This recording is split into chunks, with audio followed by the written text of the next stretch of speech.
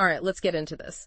We hear so much about these huge tech fixes for carbon removal, don't we? Oh yeah, the giant filters, the, chemical processes, deep underground storage. Exactly. They're all part of it, sure. Yeah. But what if? What if one of the really promising ways to pull CO2 out, like actually remove it, was something, much closer to home, maybe even connected to your own trash bin? Connected to trash. That sounds counterintuitive, maybe? I mean, we absolutely need carbon removal, not just cutting emissions. We know that. Right. And yeah, biomass photosynthesis, that's nature's carbon capture. BiCRS, a biomass carbon removal and storage, is all about taking that captured carbon and locking it away. But it's tricky, especially with certain types of biomass. Absolutely. Doing it efficiently, affordably. That's the challenge. And this is where today's topic gets, really interesting. Because a huge source of this carbon-rich biomass is stuff we handle pretty badly right now. Wet stuff. Messy stuff. You mean like food scraps, yard trimmings, that kind of thing? Exactly. All mixed together. Usually it just goes to landfill, right? And then it breaks down without oxygen. And pumps out methane, which is really potent greenhouse gas. Much worse than CO2 in the short term. Right. And a lot of the BiCRS tech we often discuss, things like gasification or pyrolysis, they tend to prefer dry biomass. Yeah. They're not ideal for wet, heterogeneous waste. And sometimes they can strip nutrients out, which isn't great for soils. We call it nutrient rottery sometimes. So there's this gap, isn't there, for dealing with wet waste in a way that removes carbon and maybe even helps the soil? There really is. Finding BiCRS pathways that handle wet streams and return nutrients, that's a key area. Which brings us nicely to the source for this deep dive. We are digging into a research paper. It's titled Techno-Economic Assessment of Atmospheric Carbon Removal via Industrial Composting of Biomass Waste with CO2 Capture by Woods and colleagues. Right. So they're looking at something pretty familiar in industrial composting, but adding a modern twist, integrating CO2 capture directly into that process. It sounds almost too simple, doesn't it? Industrial composting. Capturing CO2. So that's our mission today. We want to unpack this, figure out how they propose doing this capturing CO2 from a compost pile. I mean, that sounds tricky. And then look at the feasibility, technically, economically, based on their research.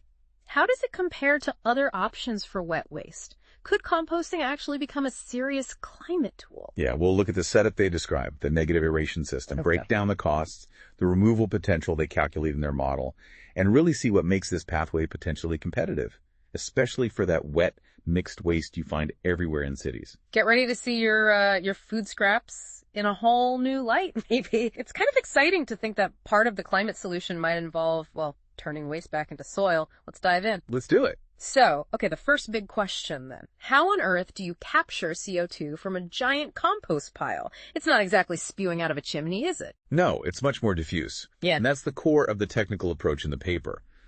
Standard composting often uses positive aeration, blowing air into the pile to keep the microbes happy. Right. You see pipes or fans pushing air in. Exactly. This research flips that. It proposes using a negative aeration system, so basically using vacuum pumps to pull air through the biomass. Okay. So the air gets sucked down through the pile or maybe inwards? Precisely. As the microbes do their work decomposing the organic matter aerobically, they consume oxygen and produce CO2.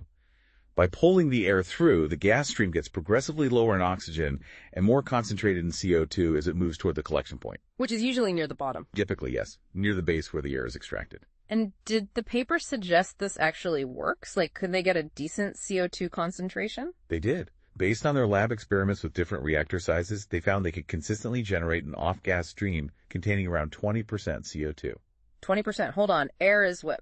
0.04% CO2? Roughly. And even flue gas from, say, burning natural gas or coal is often in the 4 to maybe 15% range. That's about right, depending on the fuel and process. So 20% from a compost pile. That's actually quite high. It really is significant. Yeah. And having that higher starting concentration makes the next step, the actual CO2 capture, much more efficient. It takes less energy compared to trying to grab CO2 from very dilute streams. Makes sense. Less air to process for the same amount of CO2. Exactly. Plus, the paper points out another advantage. This gas stream from composting doesn't have things like soot or the other contaminants you get from burning stuff. Ah, so it's a cleaner stream to start with, less cleanup needed before capture and compression. Precisely. It simplifies the overall process train. Okay, so technically, pulling air through and getting a 20% CO2 stream seems feasible based on their work. But the big question for any climate tech is always the cost, isn't it? What did their techno-economic modeling show? Right, the crucial economics piece. So they modeled a greenfield facility. That means building it from scratch, not retrofitting an existing one. Okay, and what size are we talking? The base case was designed to process just under 46,000 dry tons of biomass per year. 46,000 dry tons. That's a pretty substantial amount of organic waste. It is a significant industrial scale. And for a facility that size, their model estimated the levelized cost of just capturing the CO2s, separating and compressing it at USD 85 per ton. $85 a ton. Hang on. Is that sounds familiar. Isn't that exactly the value of the 45Q tax credit in the U.S. for CO2 that's sequestered? Spot on. It aligns perfectly with the 45Q incentive for geologic sequestration. Wow. And that's a really key finding. It suggests that just looking at the capture costs alone, this approach could potentially break even or be profitable with those existing incentives. Yeah. That's before even considering other revenue. Okay, that's huge. USD 85 for capture. But capture isn't removal. The ultimate goal is net removal from the atmosphere, right? Taking the whole life cycle into account. What was the cost for that? Good point. So when they factored in everything, construction, operation, transport emissions, the energy used, the whole shebang, the levelized cost of net carbon removal in their base case came out to USD 102 per ton of CO2 removed. $102 per ton removed. Okay, context again. The U.S. Department of Energy has this carbon negative shot goal, right? Aiming for removal costs under $100 a ton this decade. Exactly. So their base case estimate of USD 102 is basically right there. It's hitting that ambitious target range. Using composting. That's kind of amazing. It really is. And the paper makes a point of comparing this to cost estimates they cite for other ways you might process wet biomass for carbon removal, like hydrothermal liquefaction, HTL. Right, using high heat and pressure. Or anaerobic digestion, AD, which makes biogas. For greenfield plants, the removal costs cited for those are often much, much higher than this $102 figure. Okay, that really puts it in perspective. So for this base case facility processing nearly 46,000 tons of dry biomass, how much CO2 could it actually remove each year? Their calculations suggest it could achieve a net removal of over 26,500 tons of CO2 annually. Yeah. Somewhere between 26,500 and 26,600 roughly. 26,000 tons plus change every year. That feels pretty significant for one facility. They also mention a carbon removal efficiency number. 32%. Yes, 32% removal efficiency. Looked at another way, that means for every dry ton of biomass that goes in, the process achieves a net removal of about 0.58 tons of CO2 from the atmosphere. Got it. And that 0.58 tons net figure, that already accounts for the emissions from running the plant, the trucks, everything. Yes, that's the net figure after accounting for the life cycle emissions of the process itself. The gross amount captured on site would be higher, but the net removal is what matters for climate impact. We absolutely cannot forget the other big win here, keeping that wet waste out of landfills in the first place. Oh, definitely. That methane avoidance is critical. Did they quantify that? They did. The paper estimates that just by diverting the amount of waste used in the base case model from landfill, you'd avoid over 300,000 tons of CO2 equivalent emissions annually. Mostly avoided methane. 300,000 tons CO2 we avoided, plus over 26,000 tons of direct CO2 removal. That's a really powerful combination. It absolutely is. Direct removal and massive avoided emissions. And like you said earlier, you end up with compost, returning nutrients to the soil. Exactly. That soil health connection is vital. Unlike some BiCRS methods that might leave you with, say, biochar, which has benefits, or even waste products, this directly produces a valuable soil amendment. Okay, so the potential looks good, but models always have assumptions. What about the sensitivity analysis? What factors really move the needle on those cost numbers? Yes, the sensitivity analysis. Yeah. Very revealing. It basically showed that the costs, both for the capture step and for the overall net removal, are super sensitive to two main things. Okay, what are they? First, the scale of the operation, how much biomass you process per year, and second, the tipping fee. Right, the tipping fee. That's the money the facility charges to accept the waste, right? Because landfills charge fees, so waste companies are willing to pay someone else to take it, hopefully for less. Precisely. It's the value placed on diverting that waste from landfill. Yeah. Their base case used a fairly conservative fee, around USD 52 per wet ton. But the analysis showed if that fee went to zero, yeah, The cost of capturing CO2 would shoot way up. It would make the whole thing much less economically viable without some other major income stream or subsidy. So a big chunk of the economics relies on the fact that society already puts a price on getting rid of this waste properly. It's a critical revenue stream, yes. How? And scale matters hugely, too. How so? Economies of scale. Exactly. Building a bigger facility, processing more biomass. Yeah. That tends to lower the capital cost per unit of output. Carbon capture equipment, the compressors, etc. They get cheaper per ton the bigger you build them, up to a point. So a larger plant could potentially bring that USD 85 capture down significantly. Potentially, yes.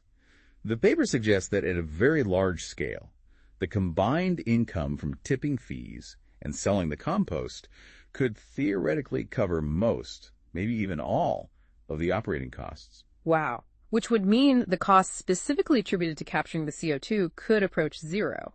In theory, yes, making the 45Q credit potentially pure profit on the capture side, helping cover the overall capital investment. Okay, so scale and tipping fees are the big levers. Anything else jump out from the sensitivity analysis? Yes, one other really important factor was the assumption about the carbon in the final compost product. Ah, right. What happens when you spread that compost on a field? Does all the carbon just go back to the air eventually? Well, their base case model was very conservative on that point. It assumed 100% of the carbon remaining in the compost eventually returns to the atmosphere as CO2 over time. Which feels unlikely, right? We know adding compost generally builds soil organic carbon, at least for a while. Exactly. Soil scientists would generally agree that's overly conservative. So the paper modeled an alternative scenario. What if only 50% of that compost carbon is eventually emitted, meaning the other 50% stays locked up in the soil long term? Okay, what happens to the removal cost then? Under that 50% soil sequestration assumption, the levelized cost of CO2 removal dropped dramatically.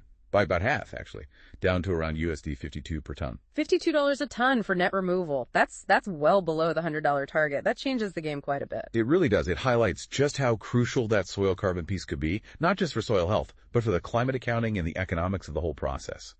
If we can reliably quantify and verify long-term soil carbon storage from compost, it makes this approach look even better. Okay, so besides tipping fees, which were about 52% of revenue in the model, right, and the potential CO2 sales via 45Q, what other revenue streams did they include? The other big one was selling the finished compost.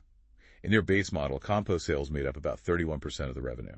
They used a price of USD 20 per cubic yard, which they noted is also pretty conservative. High-quality compost can often sell for more. Right, so multiple value streams stacking up, tipping fees, compost sales, CO2 credits or sales. Makes sense. Did they touch on combining this with other tech? Like, could you compost what's left over from anaerobic digestion? They did mention that briefly, yeah. Using this aerobic composting with CO2 capture on the digestate, the stuff left after AD, could be a synergistic approach. How so? Well, composting could help kill any remaining pathogens in the digestate, stabilize the nutrients, making them better for plants, and just generally improve the material as a soil amendment. And you'd still get the CO2 capture benefit during that composting phase. Interesting. So it could potentially be bolted onto other bio-waste processes too? Potentially, yes. It adds another layer of value recovery and carbon management. Okay, let's try and synthesize this. For you listening, what's the big takeaway here? What does this research really tell us? I think the main message is that industrial composting, if you engineer it with this negative aeration system for CO2 capture, emerges as a really viable BiCRS pathway. It seems technically feasible, and the economics, especially with existing incentives like 45Q, look potentially quite competitive. And it specifically tackles that difficult niche of wet, mixed organic waste, the stuff that causes methane problems in landfills and isn't great feedstock for some other bioenergy or BiCRS tech. Exactly. It's well suited for urban waste streams, which are enormous. Yeah. It turns a waste management problem into a climate solution opportunity. So it suggests that dealing with our food scraps and yard waste isn't just about keeping landfills smaller anymore. It could be a direct way to pull carbon dioxide out of the air, prevent potent methane emissions, and produce something valuable that actually helps restore soil health by returning nutrients. It hits multiple goals at once: waste, climate, soil. It aligns with targets like the DOE's carbon negative shot and leverages existing policy like 45Q. It feels like a practical path building on something we already kind of know how to do, composting, but making it, well, climate smart. A potential triple win, really. Waste management, climate mitigation, and soil regeneration all bundled together. So here's a final thought to leave you with, stemming directly from that sensitivity analysis in the paper. We saw how assuming just 50% long-term carbon storage in the soil from compost dramatically slashed the estimated cost of removal down to maybe USD 52 a ton. A huge difference. Okay, so given that huge impact, how could developing better, cheaper, more reliable ways to actually measure and verify the long-term carbon sequestration happening in soils when compost is applied, how could that unlock even more value? Could verified soil carbon credits become another major revenue stream, making these projects even more attractive and accelerating their deployment? That's a great question. If you can prove that carbon stays put. Right. It really makes you think about the hidden climate potential sitting right there in improving our soil, starting with the waste we throw away every day, something fundamental yet potentially revolutionary.